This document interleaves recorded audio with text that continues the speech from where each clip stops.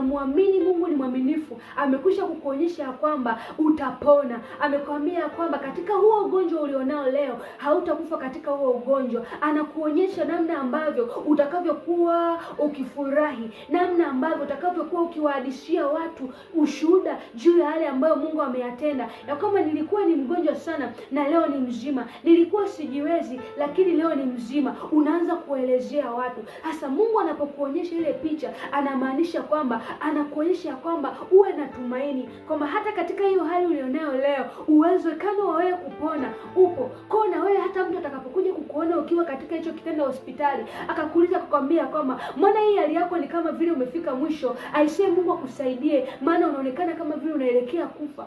Bwana Yesu asifiwe sana. Na wewe kwa sababu una uhakika na Mungu ulienea kwamba ni mwaminifu, na tayari ameshakwambia kwamba ugonjwa huu hautakuua, utamwambia kwamba hivi, mimi na uhakika